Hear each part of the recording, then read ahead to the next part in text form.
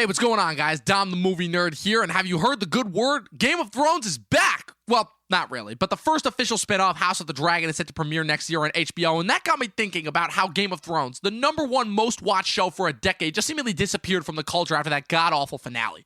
And I wanted to find out why, which is why I'm proud to present the newest hit show from the Talkin' TV network, Talkin' Thrones, the new weekly show where myself and friend of the channel, Professor Pat Huber, get together to break down each and every single episode of this hit show. We've got focus character segments, we break down the lore, we go over some old reviews, all to get to the question of where did this show go wrong? It's a really fun time. You guys are not going to want to miss this. So head over to the Talkin' TV channel on YouTube and Spotify to check it out. We go live every Sunday at 8 p.m. Eastern Standard Time. Audio goes up the following Saturday. It's going to be a really great time as we once again battle it out for the throne. All right, people, we got another TV-themed episode for tonight. We've got the return of one of the biggest breakout shows from 2019 that unfortunately got hit heavily by COVID, but is now back with its season 2 premiere of the first show that really put Apple TV Plus, our new favorite streaming service, on the map, that being the morning show. Chris, what do you got to say before we get into this? I've been waiting to talk about the show for almost a year now, so yeah. I'm pumped. Let's do it. It's long overdue. It's long overdue. All of that and more. Stay tuned.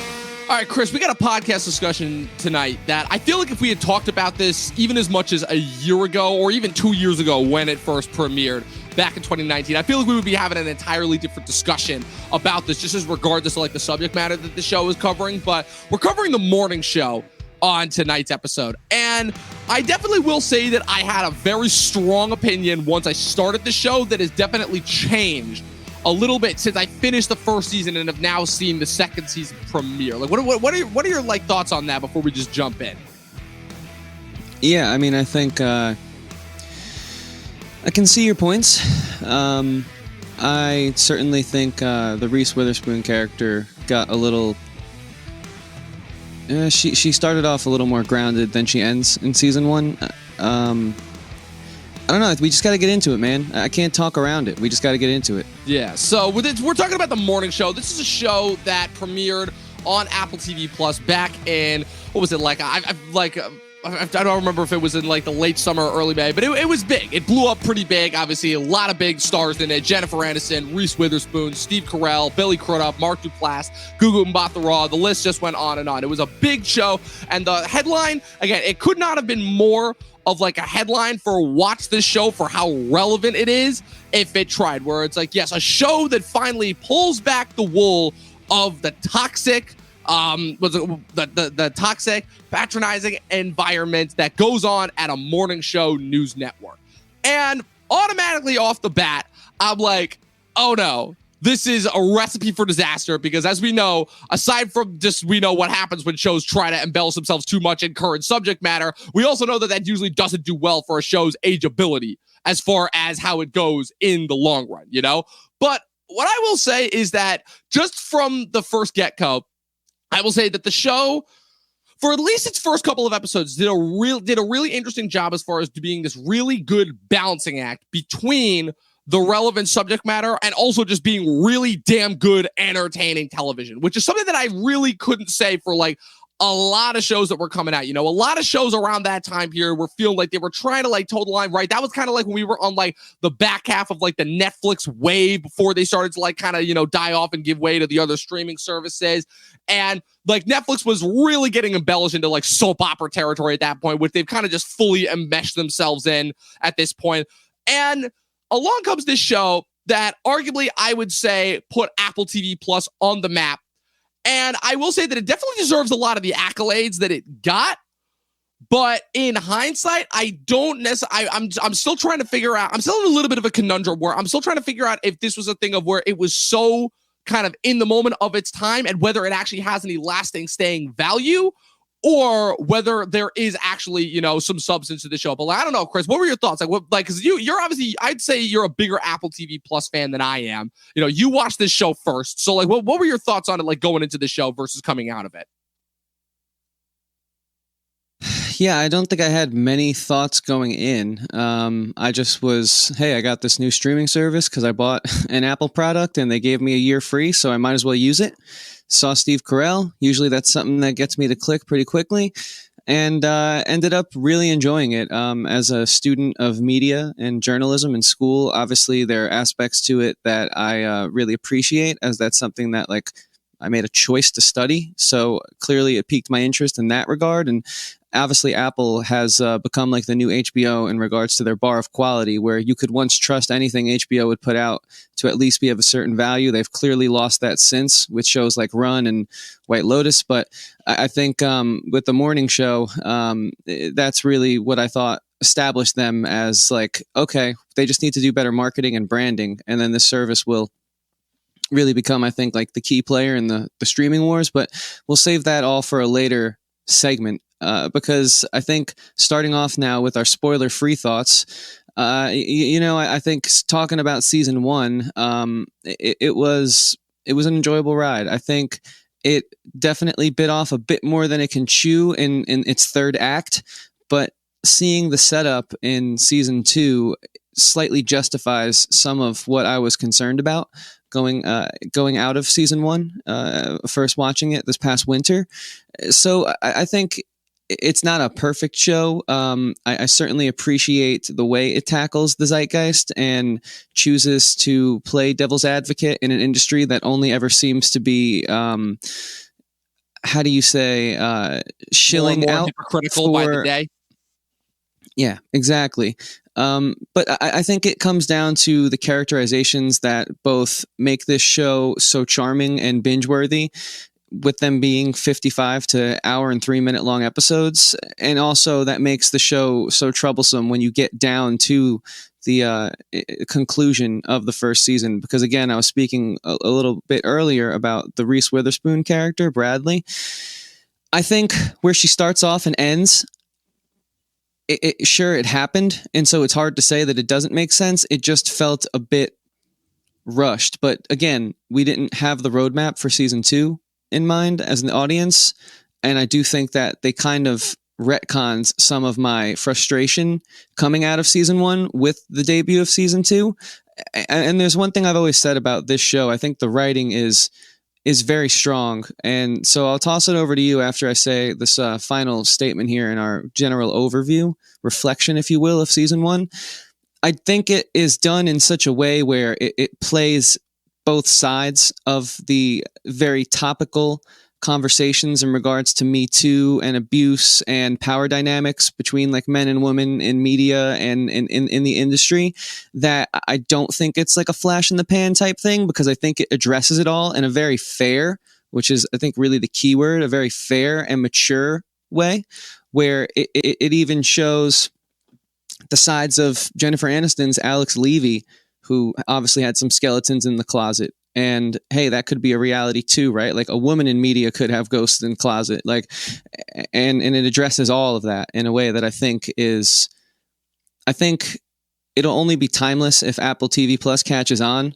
But I think it has potential to not just be like a Space Force that's very, we got to get this out before Trump's out of office, because every 6 months he brings up this new military branch that no one's heard about. You know, there's a bit of a different timeliness there. And I think this is a little more of, it has a little more staying power. But yeah, I don't know, riff off that. Like, what are your thoughts on my sort of reflection of season 1? I mean, when I first started watching it, it was a thing of where you're right, I was blown away by just the production value. I mean, this was the third Apple TV Plus show that I'd seen after For All Mankind and Ted Lasso. Both are two shows that I very much have loved and have really come to admire, in the sense of where it's like, okay, it's very clear that Apple, like you said, is willing to shell out the money to actually make like cinematic level quality TV shows, the way that HBO was doing at one point. If you asked me before kind of the Max came in and infected it all, I still think HBO is capable of some good stuff ultimately, but you're right. Their bar of quality has definitely dipped a little bit since they stopped becoming like the exclusive go-to place for quality. There are other places where we can do that now,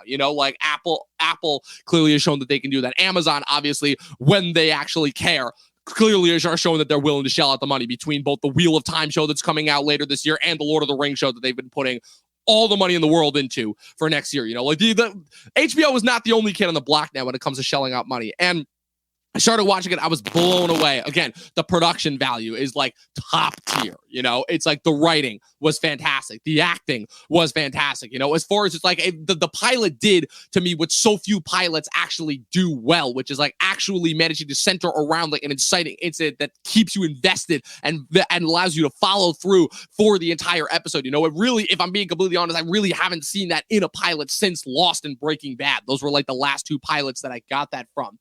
And I love the dynamics of all the characters. They were so well set up. And you're right. I think that at first the show did this really interesting balancing act that is something that a lot of shows have a problem with when it comes to like being, quote unquote, relevant with the subject matter of the time versus still trying to be an entertaining, good TV show. And at least for the first 5 to 6 episodes, this show had that nailed, And the thing too is I just love that in addition to the gigantic stars that we had in the show, again, like 3 of the biggest stars that helped define like movies and TV of their respective time, you also had like these awesome character actors on there that were finally getting their chance to shine, like guys that I knew, like Billy Crudup, who again, unless you knew you recognized Dr. Manhattan in his human form in the Watchmen movie, you don't know who Billy Crudup is, Mark Duplass, it's like, okay, so you may have heard of the Duplass brothers, you may remember his face from The League, but like most people don't know who Mark Duplass is, which is a shame because he fucking crushed it on the show, all these different people that are in there,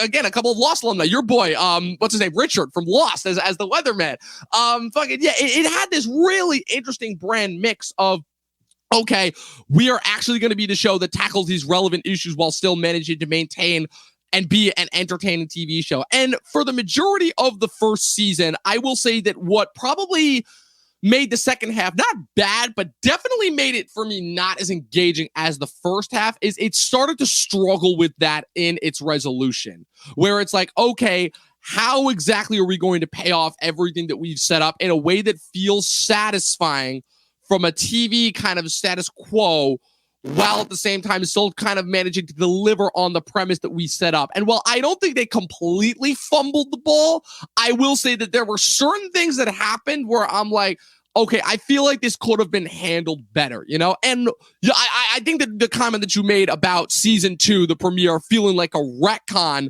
of a lot of the stuff that we got in the second half of season 1 is probably like super accurate. Because as I was watching the premiere of season 2 yesterday, I was like, this is good, but it almost feels like I've seen this before, if that makes sense. Because I've seen a lot of other TV shows do this, where the new season comes out, and it feels like all the interesting stuff that they set up at the end of the previous season is almost like retconned out, and then later on they come back and explain it. And I've seen it work well, and I've seen it not work so well other times.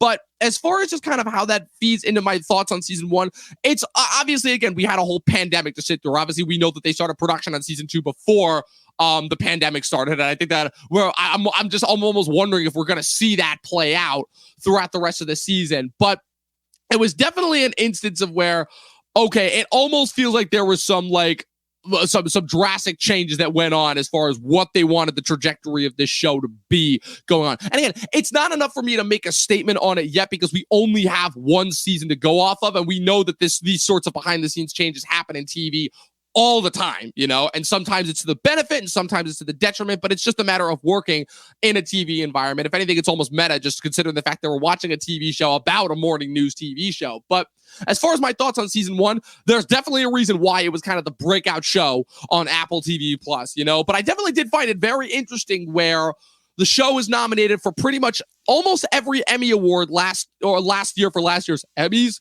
except for show. It was not nominated for best drama over the 8 other shows that were nominated.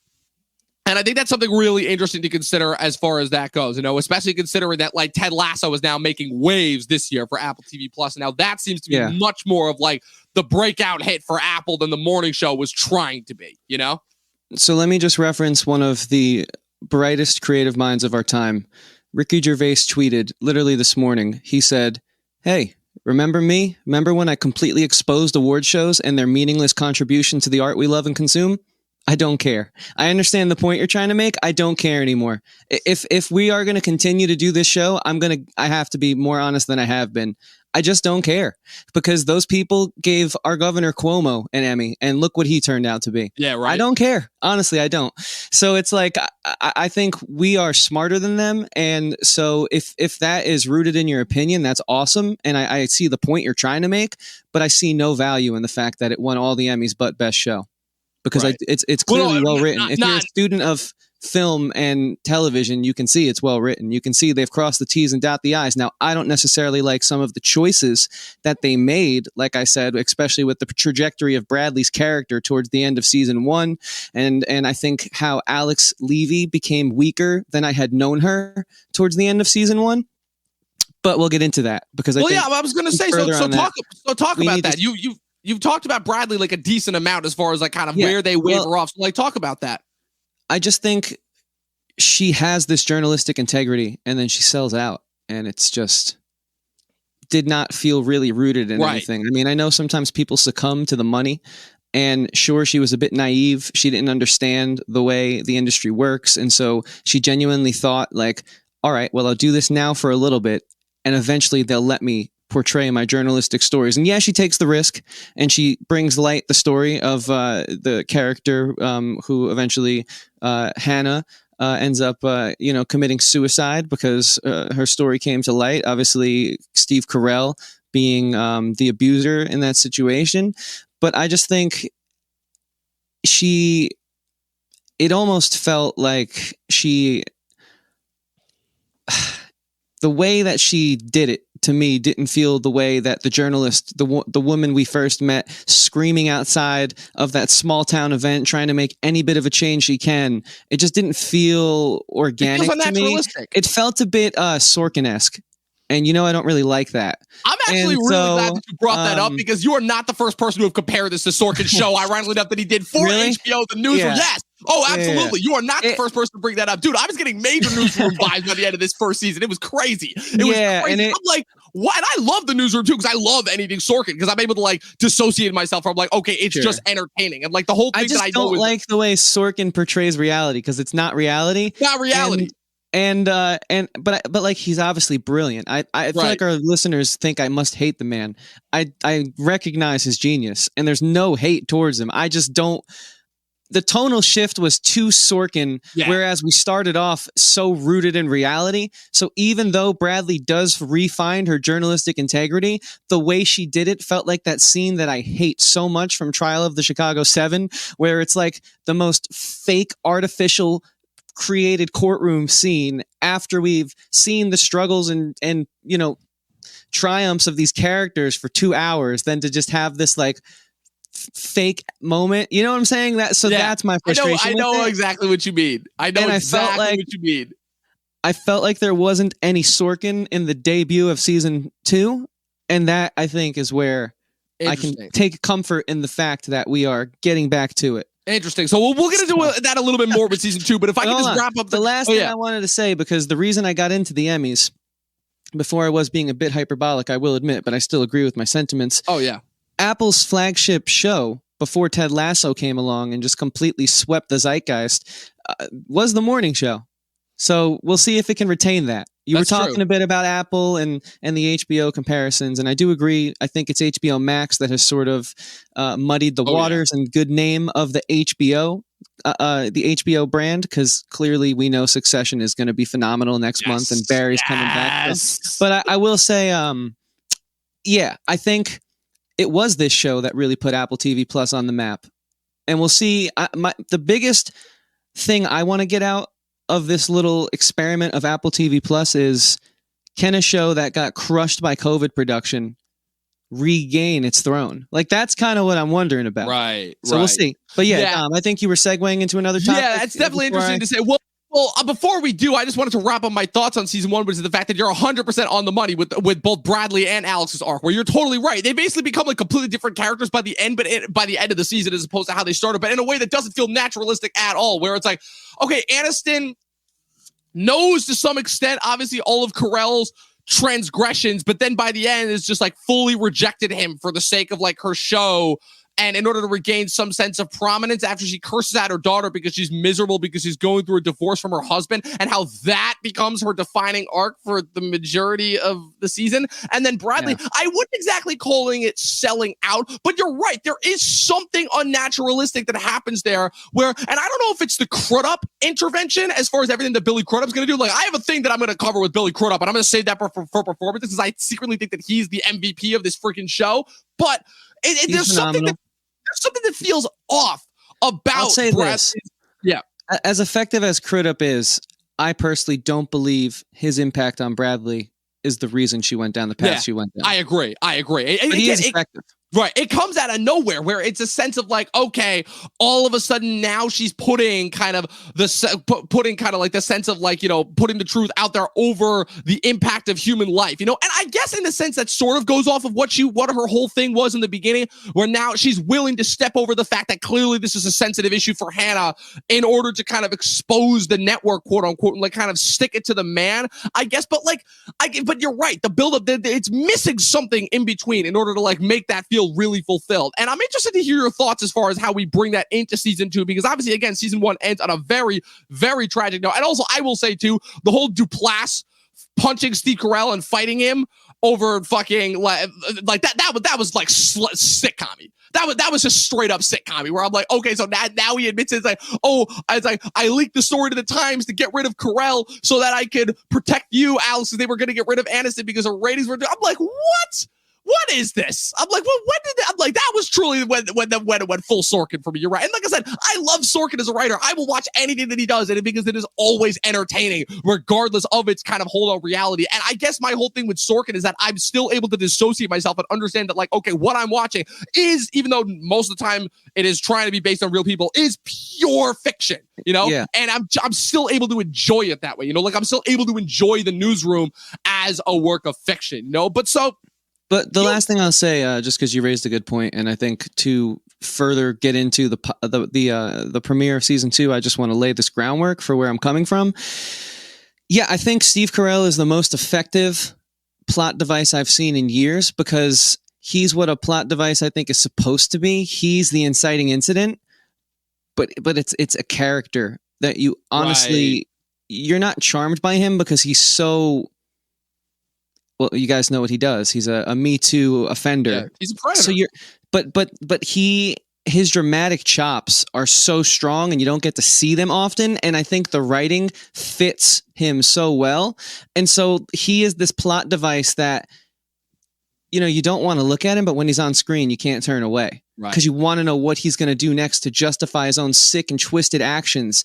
And that moment with Martin Short and Steve Carell might be my favorite moment from season 1.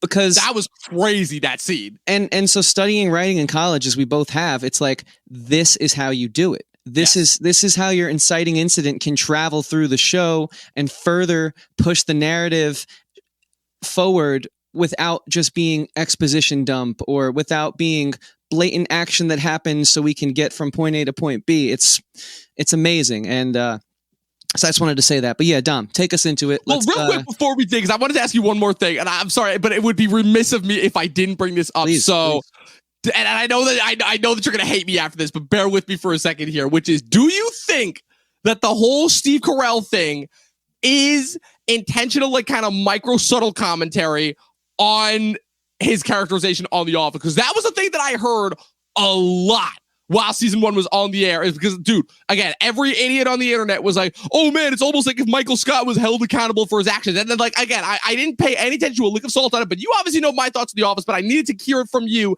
as a diehard fan of The Office. It's like, okay, do you think that there is any foundation in those criticisms, or do you think it's complete and total bullshit and people don't know what they're talking about as far as that goes?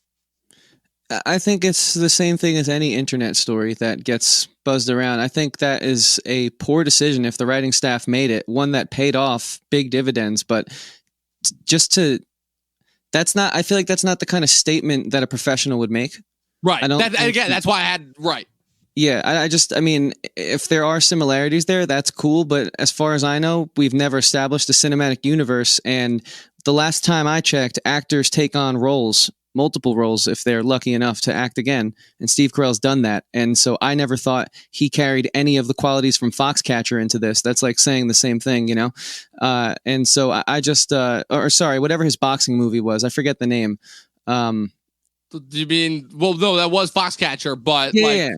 Well, no, I'm talking like as far as like it being like, you know, like a TV based character, like in a position of prominence, like similar to like in The Office. That's what I mean. No, what I'm trying to say is actors need to separate themselves from each part and play that character differently than the last, unless the director told them, bring some Michael Scott into this, then that's a different scenario. But there hasn't been anything that's come out about it. And I think as a writer, that's a very immature and risky position to take. So I feel like that's the internet doing what the internet does. What would be a good example of that recently? Basically, the whole Fast 9, where everyone was saying, oh, you know, Vin Diesel actually extended his hand to The Rock and tried to make amends. That didn't happen.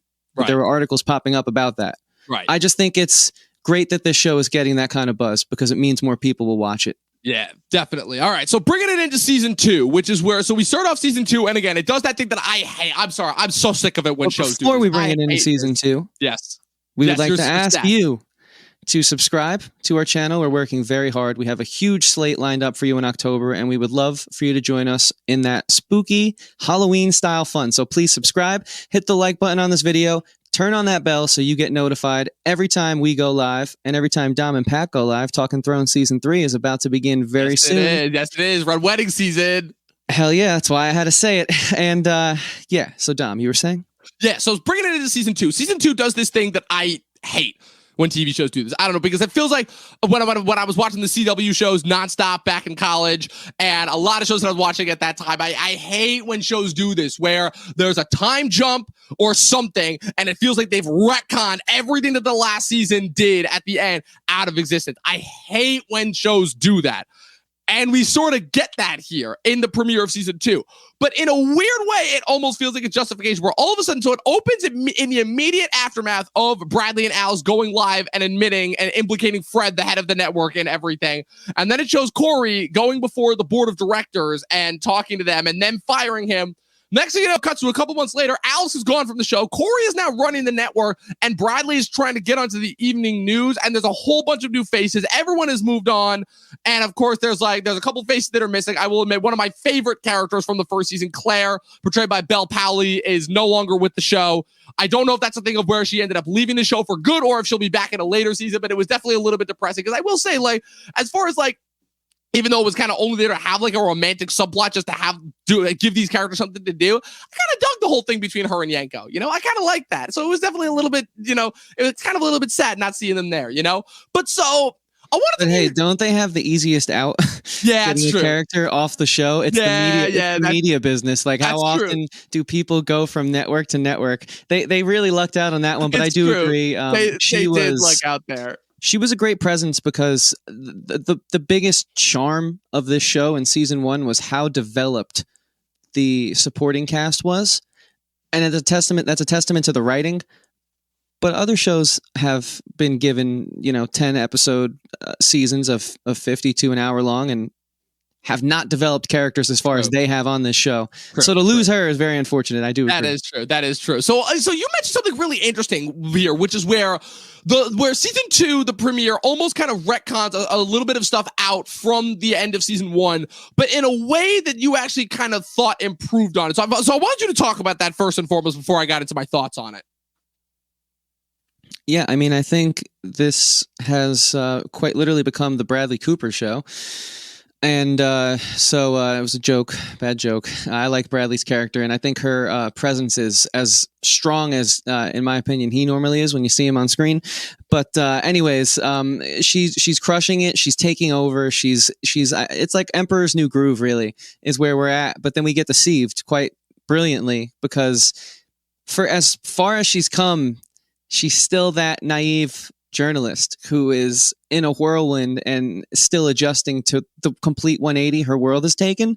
And so I think what they did in the sense to the retcon was we obviously did not wipe away everything that happened in season 1, but with the fact that she's so blindly trusting in Corey just because, hey, she believes that he owes her because she saved his job, which she did.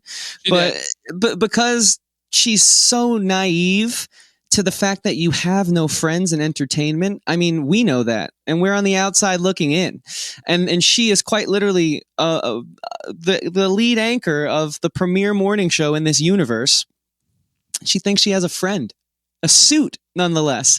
So it just shows like, Bradley. Okay, maybe the way she handled getting the truth out, while it was noble and messy, maybe like I was wrong about the characterization that I had gotten at the end. And while it was still very Sorkin-esque, she's still learning. And I think that's the biggest retcon that I got from it. The biggest, what is it called? I'm back on board because of how naive she really is. I mean, that moment where she talks to her co-anchor on New Year's Eve. They're passing around the flask and the ball's about to drop. And he's like, I got to be honest with you. Like, you're a really nice person. And I got to be honest with you. I took the job you want. And she's like, so everyone knew?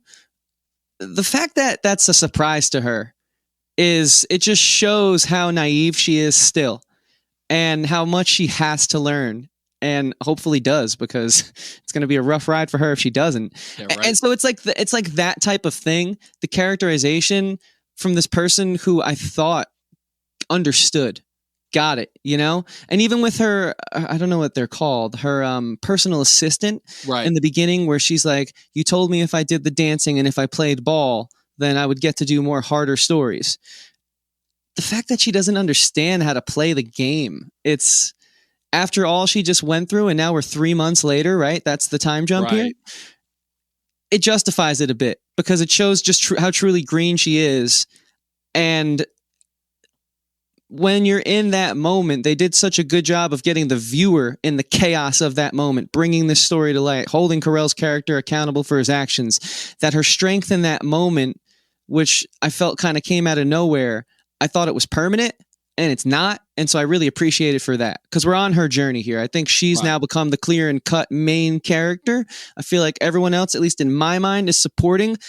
Not like they're miles apart. Obviously, their roles are all very interconnected, but that's just kind of how I see it. What's your thoughts on that? No, it's definitely interesting. I will say that as far as kind of this being, first of all, Bradley's show now. And you're right. I think now that kind of we've moved past like the hot button, like Me Too issue specifically, I think now we can really get into kind of the meat and potatoes as far as like this being like, as far as getting to the center of like what this show's identity and drama really wants to be. Because let's face it, like the subject matter that it was facing in season 1, there was only going to be so far that it could take that, right? And as far as if it were going to be specific, we've talked about this before, as far as shows needing to sometimes like change up their trajectory a little bit in order to continue to do this. I've famously talked about the fact that The Wire is one of the best shows of all time because it did this every single season. It changed up its trajectory, and that kept it fresh and interesting, and it allowed the characters to go on these new and different journeys. And that's exactly what we're seeing here. And I think that it's kind of interesting how Corey, who seemed to be, again, playing his own little game in the first season, but that was almost kind of independent of Alex and Bradley's, where he was all in Bradley's corner and kind of only in Alex's corner when it suited him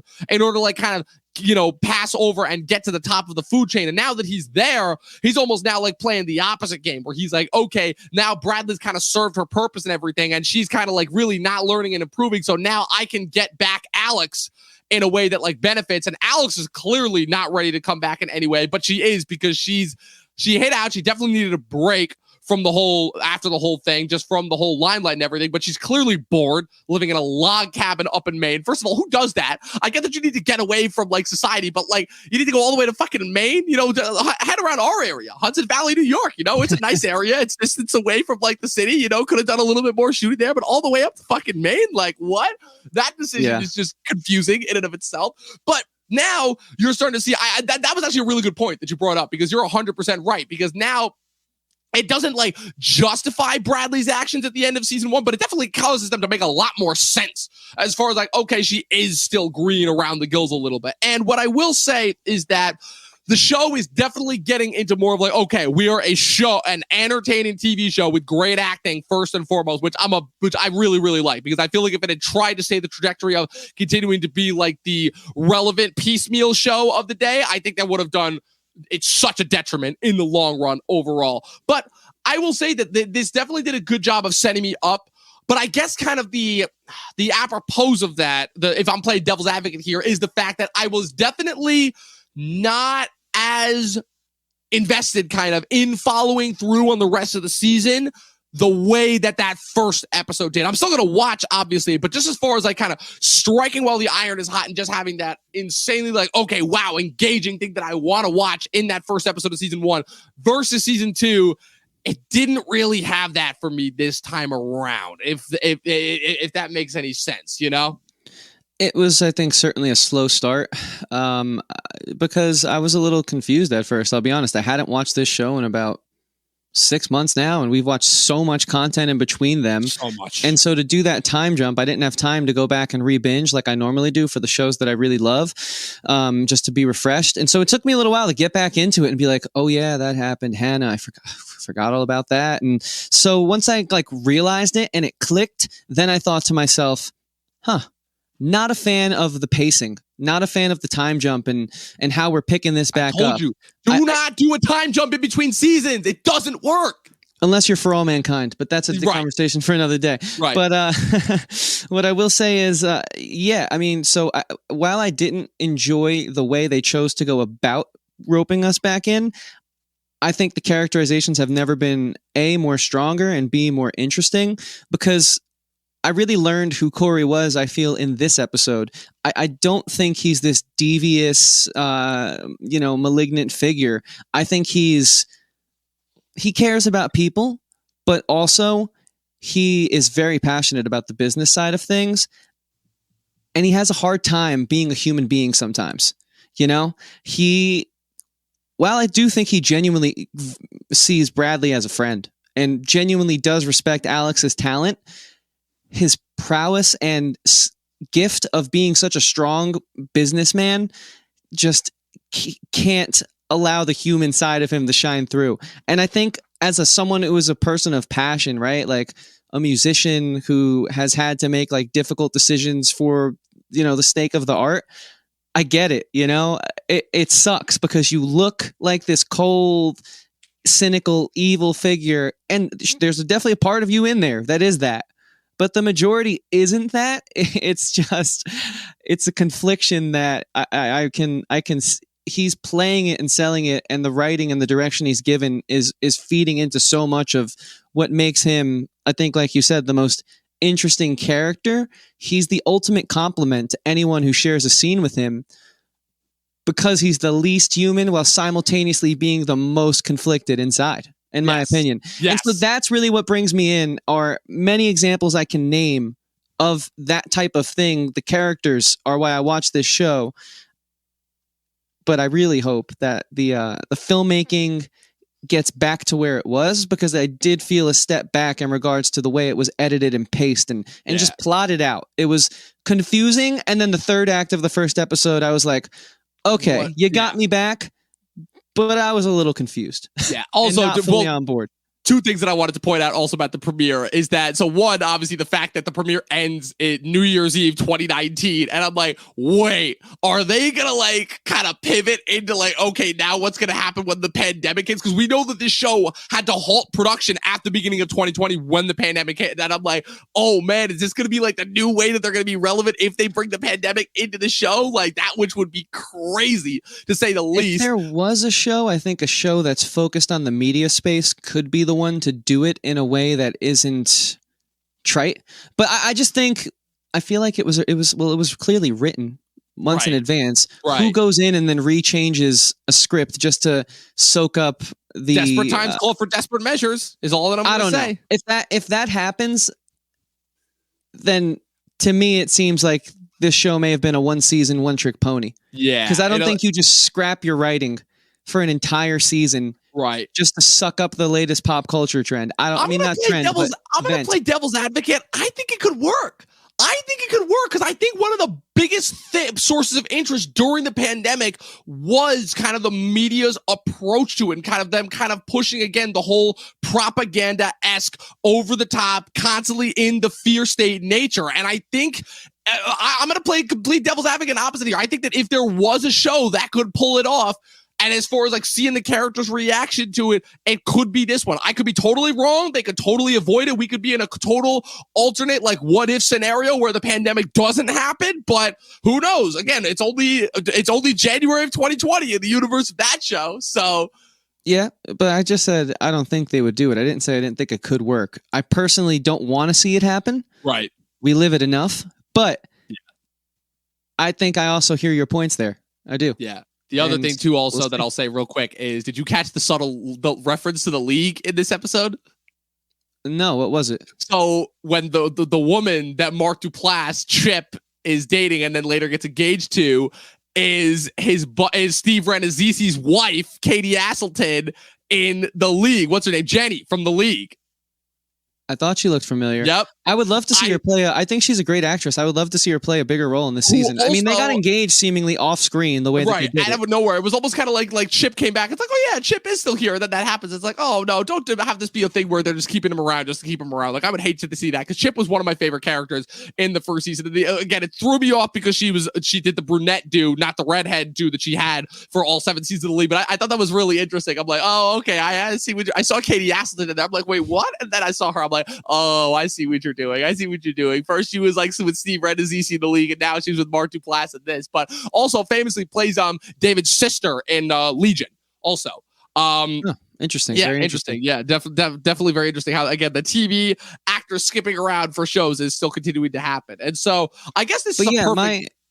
I was going to say my concluding thoughts on season 2, episode 1, the premiere. I think it offers a lot of promise. I am willing to overlook the, I'd say, very messy structure and start, because the third act roped me right back in, and I love the way that it killed any of my concern coming out of season 1. I feel like we're grounded again. I feel like we're on a great path, and I'm really excited at this point in time to see where these characters go, because I feel we're back on that solid, stable ground that really had me binge the show in a week when I probably shouldn't have, because there was other things I needed to get done. So yeah, that's my concluding thoughts on the debut of season 2. What about you? Hey man, look, never apologize for binging a show in a week, because that's literally all that I was doing during the pandemic. And this premiere, definitely, I will say, it does not necessarily have a lot of the things that I loved about the first half of season 1, but I'm still willing to give it a chance, and I definitely want to see where they go going forward, especially if they go in the areas that I'm kind of hoping that they go in, if that makes any sense. You know, I know you and I have a little bit of conflicting thoughts as far as that goes, but I will definitely be interested to see if that show goes in this direction. Now, as far as before we wrap up, I just want to talk about the performances, because oh man, I think it's one of the biggest selling points of the show is the fact that we've got some great performances in this show from some legendary actors from both, primarily between, you know, Legends of TV, obviously with Aniston and Carell, obviously, you know, being the head runners of like 2 of the biggest and most influential TV sitcoms of all time, and then interspersed with a bunch of character actors who we've seen in a million things but probably don't know their names. Obviously, Gugu Mbatha-Raw, as Hannah, made famous for the San Junipero episode of Black Mirror. Belle Powley, who was in The King of Staten Island shortly after that first season. Nestor Carbonell, obviously from Lost. Janina Gavankar, who's been in a bunch of different things. Marcia Gay Harden guest starring. The list goes on and on and on. Martin Short in an iconic 2-episode run is like one of the most despicable characters I think I've ever seen, who is just incredible. Very, very well-deserved Emmy nomination. And I think the thing, too, that immediately sets this apart is the fact that, like, Apple is not trying to go for like film performance. First of all, like I've never really bought into the idea of there really being a difference between quote unquote TV performances versus film performances. I think that really only applies in certain sitcoms, and like not, and I'm using that term very loosely because I don't think it applies across the board to all of them. I've never really understood, because we've kind of been living in this era of peak TV for so long now that kind of the lines between quote unquote television and film acting has become even more blurred. If you ask me, acting is just acting in general. But on this scale, I think if you compare a CW to any name your director, the disparity is where it used to be. Shows like this help bridge the gap. Yes, absolutely. And I think the thing that immediately helps these performers stand apart is the fact that they still do a really good job of making them feel like human beings, even in kind of their most ludicrous of moments. Like Aniston, the thing that I'll say about her is that I've always thought that Aniston was low-key a better dramatic actor than a comedic actor. There's a reason to me why I always thought that she was the best actress that came out of Friends. And I think the thing that she handles really well here is kind of the balancing act between her life falling apart, but also like wanting to have that kind of like celebrity-esque edge, you know? And like, I think she does a really good job as far as bridging the gap between those, because it's kind of like, it makes sense. It's kind of a lot of what we talked about on The Boys, kind of the whole celebrity-esque nature of constantly having to be that, you know, this image that everyone has of their idea of you in their mind versus like an actual human being. And Aniston bridges the gap there really well. And as far as Witherspoon goes, and as far as playing to the naivete of it all, it's something that she always does like exceedingly well. You know, I think there's a reason like she brings with her a certain type of a persona into all of her performances, right? And that's kind of like why she's able to make kind of that, you know, sort of Bradley's naivete work.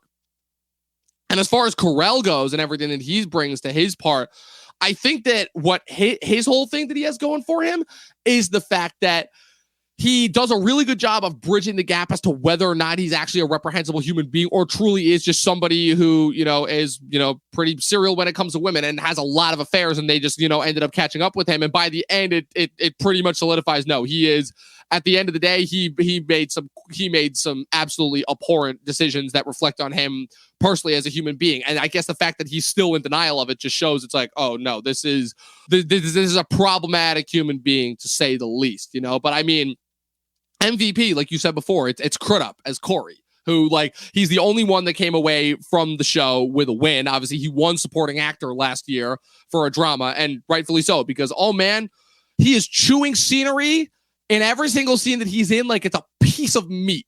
And it is so beyond satisfying. I was talking to everyone that I could. I'm like, what is Crudup doing in the show? Because like I can't put my finger on it as far as that goes, but it's so intriguing. And whenever he's on screen, I can't take my eyes off of him, where you get the sense that he's like this kind of corporate ladder climbing shark, but also he's somebody who legitimately, genuinely cares about bringing something new to the news and everything. And I think also the thing that probably really put him on a pedestal above kind of everything that he brought to season one in this season two premiere is the fact that for once you see him in a place of vulnerability where now he got everything that he wanted, but now he understands the pressure that comes with it. And you're actually seeing some real conflict in him in a way that you really didn't see in season one, because he was always kind of like that mysterious figure behind the scenes that didn't really clue you into his motivations, you know? But now you've kind of got that, but now you're seeing the stress kind of erupt on his face, and it's continuing to prove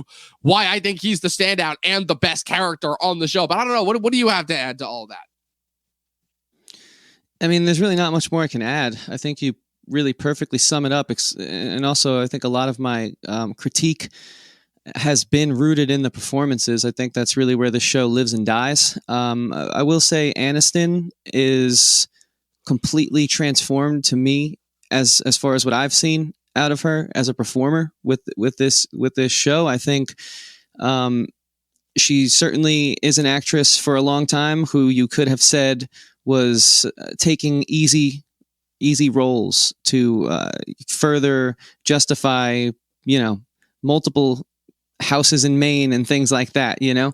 But this really shows like, no, she can hang, and she has these dramatic chops that are phenomenal, unlike I've really seen from her. And I think that's like the biggest standout performance, because we know what Reese Witherspoon is capable of. We know Steve Carell can carry and dominate in a dramatic role. So there's really not concerns there like there would have been on the marquee going into this for a first time with Aniston. And I think she really blows it out of the water. And of course, you know, the amazing performances by Duplass and Crudup are incredible. As far as everyone else goes too. I mean, Martin Short, what an iconic 2-episode streak. And it's just good writing complements good performers, and great direction makes it iconic. And I feel that's really what we got out of the first season. We'll see if the show's legacy allows that statement to get legs as time goes on. But as of now, I think it's here to stay. And I really think if you haven't watched this show yet, I hope we've gotten you to go and watch it at this point. Yeah, absolutely. It's definitely a show worth watching. Again, we're going to continue to champion the Apple TV shows because for the most part, like they haven't missed, at least from what I've seen. They have not missed yet. You know, like I mean, I don't know. Like you're watching C right now. Like what do you think? Is that would you say that that's another one worth watching? I watched the pilot. I haven't had time to dive into anything else yet, but I will say I want to keep going really badly. Yeah, and we haven't even gotten to the Batista season. He comes on in season 2. I just think it's a very interesting concept. It's the production value. It's the way that Apple's style shines through. It really takes this concept, which isn't, it's not like groundbreakingly original. It's really just your typical post-apocalyptic scenario with one twist where whoever can get sight back will inevitably rule the world. And it's really interesting and cool. It's one of those sort of like Vikings, Game of Thrones style dramas, and I really enjoyed the pilot. It hooked me.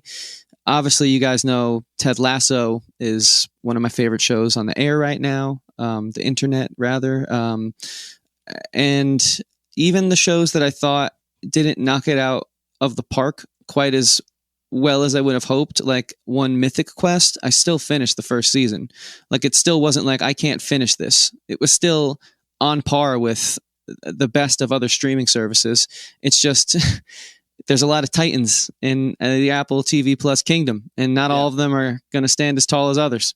It's just the sense of what we've been talking about since we started really kind of our Apple journey at the beginning. Well, really last year with Ted Lasso, but I feel like more so this year with For All Mankind season 2, which is where they have all the money in the world.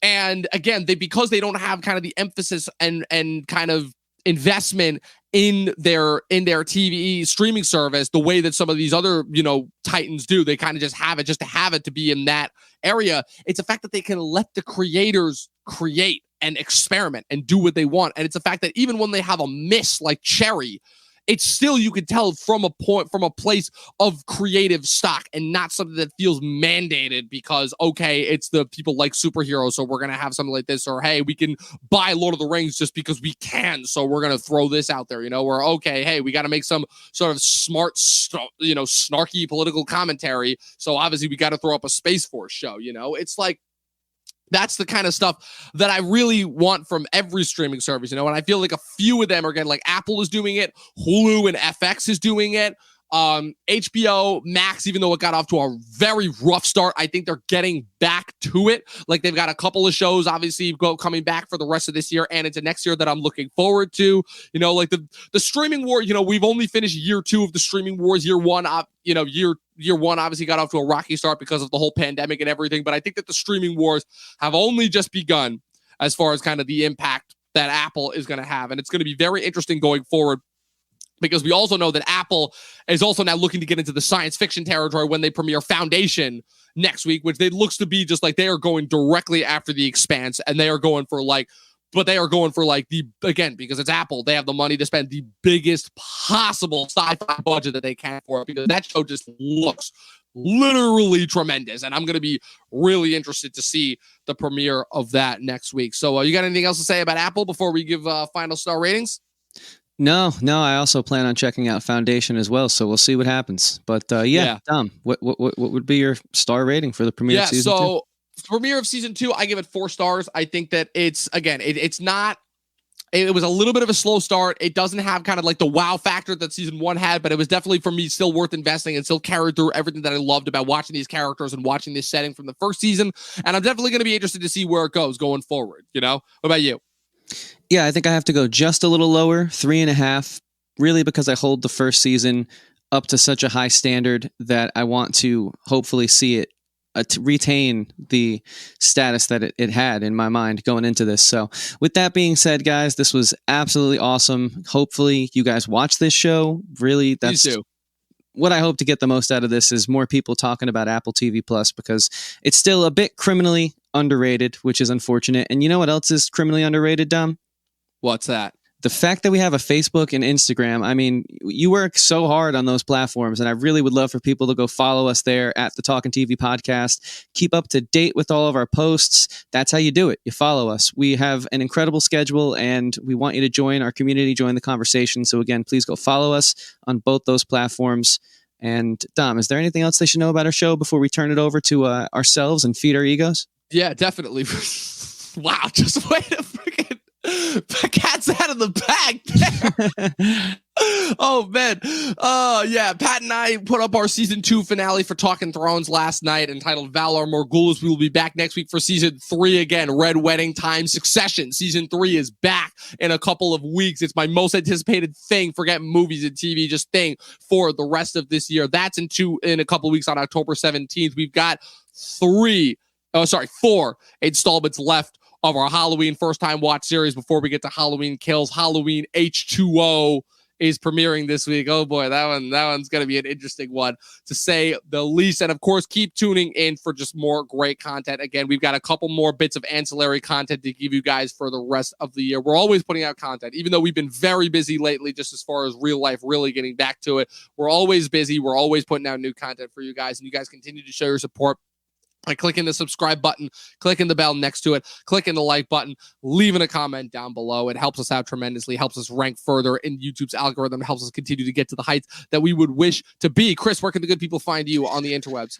Yeah, they can find me at Christian Evanko, Evanko spelled Evanko. I make music, which you can find through the link in my bio and listen to on Spotify, Apple, Google, YouTube, Amazon, and a whole other slew of platforms, as well as I have another podcast called Talking with Andrew and Chris, a show about life, music, and everything in between. Also available through the link in my bio, Talking, spelled the same way we spell it here. So that's me. Dom, where can they feed your ego?